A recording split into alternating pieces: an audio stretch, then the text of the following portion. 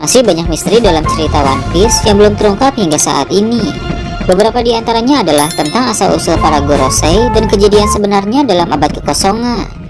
Sepertinya, Gorosei sebagai kepala pemerintah dunia saat ini memiliki kaitan erat dengan peristiwa besar dalam abad kekosongan. Selain itu, Wano Kuni juga memiliki hubungan erat dengan abad kekosongan dan Gorosei.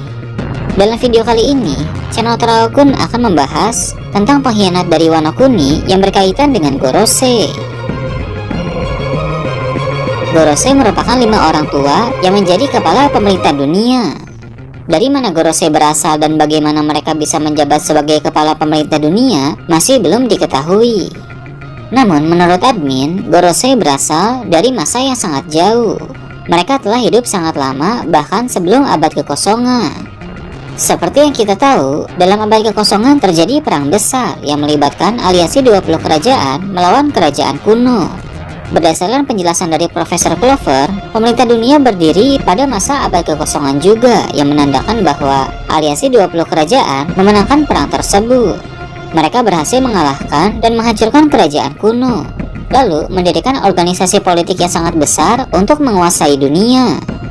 Pemerintah dunia menjadi sangat sukses sebab mereka memiliki kekuatan militer terkuat, yaitu Angkatan Laut, dan ada banyak sekali negeri yang berafiliasi dengan pemerintah dunia. Para Gorosei yang menjadi kepala pemerintah dunia memiliki kekuasaan yang sangat besar dan memegang otoritas yang sangat tinggi. Satu-satunya orang yang berada di atas mereka hanya Im Sama saja. Mengingat Im Sama adalah pemimpin tertinggi pemerintah dunia dari balik layar, maka sudah pasti Im Sama lah yang mengangkat para Gorosei menjadi kepala pemerintah dunia. Im Sama memang salah satu sosok yang berperan sangat penting dalam abad kekosongan. Mungkin alasan mengapa 20 kerajaan mau beraliansi dan memerangi kerajaan kuno itu karena hasutan dan ide dari Im Sama. Im Sama ingin menghancurkan kerajaan kuno, tapi dia tahu kekuatannya sendiri tidak akan cukup. Im Sama pun memprovokasi 20 kerajaan untuk bersatu, kemudian memerangi kerajaan kuno. Setelah mereka berhasil mengalahkan kerajaan kuno, maka para raja pun tinggal di Marijoice. Kemudian keturunan mereka menjadi Tenryubito hingga sekarang ini. Kerajaan kuno memiliki hubungan yang sangat jelas dengan Wano Kuni, mengingat leluhur keluarga Kozuki di Wano Kuni adalah para pembuat Poneglyph. Poneglyph berisi banyak hal tentang kebenaran-kebenaran dunia yang juga berkaitan dengan kerajaan kuno. Selain Wano Kuni, kerajaan kuno juga memiliki sekutu lain. Namun, dari negeri-negeri sekutu itu, ada para pengkhianat. Mereka membocorkan berbagai informasi penting terkait kerjasama negeri mereka dengan kerajaan kuno. Mereka memberitahu tentang kekuatan pertahanan kerajaan kuno, serta kelemahan-kelemahan apa saja yang mungkin dimiliki oleh kerajaan kuno. Dengan kata lain, para pengkhianat itu bekerja sama dengan Im Sama. Setelah perang berakhir dengan kemenangan aliansi 20 kerajaan, didirikanlah pemerintah dunia. 5 pengkhianat dari sekutu-sekutu kerajaan kuno mendapatkan kepercayaan besar dari Im Sama, sehingga mereka diangkat menjadi kepala pemerintah dunia, atau yang kita kenal sekarang sebagai Gorosei. Sementara itu, Im Sama sendiri dengan suatu alasan menjadi pemimpin di balik layar. Admin pernah membahas bahwa alasan Im Sama bisa hidup dari abad kekosongan hingga sekarang ini karena pada masa lalu seorang pengguna buah iblis OP-OP Nomi melakukan operasi keabadian kepada Im Sama. Dengan begitu, Im Sama pun menjadi abadi. Keabadian yang dimaksud di sini merujuk kepada usia yang tidak akan pernah habis. Tapi jika dia diserang atau dibunuh, dia masih bisa terluka dan mati. Tentu kekalahan dan kematian Im Sama akan terjadi di akhir cerita nanti, entah oleh Luffy atau Dragon. Sedangkan Gorosei, mereka berumur panjang dengan cara lain. Sebab operasi keabadian hanya bisa dilakukan 1 kali oleh seorang pengguna buah iblis OP-OP Nomi. Setelah melakukan itu, si pengguna buah iblis OP-OP Nomi itu akan mati. Maka dari itu, Gorosei berumur panjang berkat kekuatan dari buah iblis lain. Buah iblis yang admin maksud adalah buah iblis yang sekarang dimiliki oleh Jewel Riboni.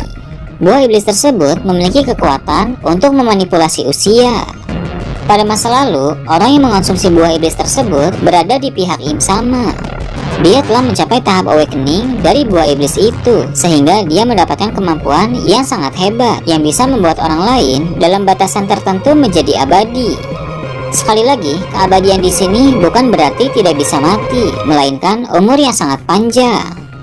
Mengapa Gorosei yang usianya telah dimanipulasi, fisiknya tetap terlihat tua? Sepertinya itu memang sengaja, karena sosok orang tua akan lebih disegani dan lebih cocok untuk posisi pemimpin. Namun, meski fisiknya tua, kekuatan dan stamina mereka masih dalam keadaan prima. Salah seorang Gorosei berasal dari Wano Kuni. Seperti yang admin sebutkan tadi, bahwa Wano Kuni merupakan salah satu negeri yang menjadi sekutu kerajaan kuno. Mengingat para Gorosei berasal dari para pengkhianat kerajaan, maka pengkhianat negeri Wano adalah salah satunya. Orang itu adalah Gorosei yang membawa pedang. Gorosei tersebut terlihat paling berbeda dibanding yang lain. Dia berpakaian khas Jepang dan juga membawa pedang.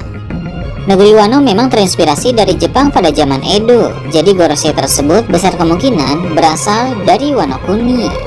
Dia adalah salah satu pengkhianat besar dari negeri para samurai yang mungkin sekarang ini identitasnya tidak diketahui lagi oleh orang-orang Wano Kuni.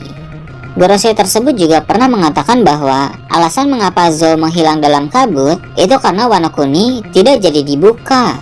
Hal tersebut menandakan bahwa Gorosei itu memang tahu hal-hal penting tentang Wano Kuni.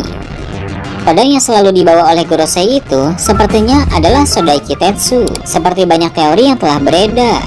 Sodai Kitetsu dianggap sebagai pedang terkutuk dan merupakan pedang yang sangat kuat dan termasuk 12 Saijo Owazamono. Menurut admin, para Gorosei juga adalah orang-orang yang sangat hebat dalam bertarung. Dengan begitu, Gorosei yang membawa pedang itu pasti seorang pendekar pedang yang hebat. Dunia mungkin hanya menganggap bahwa Mihawk sebagai pendekar pedang terkuat, tanpa tahu bahwa Gorosei yang memegang pedang itu juga sangat kuat, mungkin setara dengan Mihawk atau bahkan lebih kuat dari Mihawk. Dalam perang terbesar yang akan terjadi, kubu Luffy pasti akan bertempur melawan pemerintah dunia. Gorosei yang membawa pedang itu akan menjadi lawan terakhir bagi Zoro. Tujuan utama Zoro memang mengalahkan Mihawk dan menjadi pendekar pedang nomor 1. Tapi akan kurang rasanya jika setelah mengalahkan Mihawk tidak ada lawan yang lebih kuat lagi. Jadi opsi paling bagus adalah setelah mengalahkan Mihawk dan menjadi pendekar pedang nomor 1, Zoro akan bertarung melawan Gorosei itu.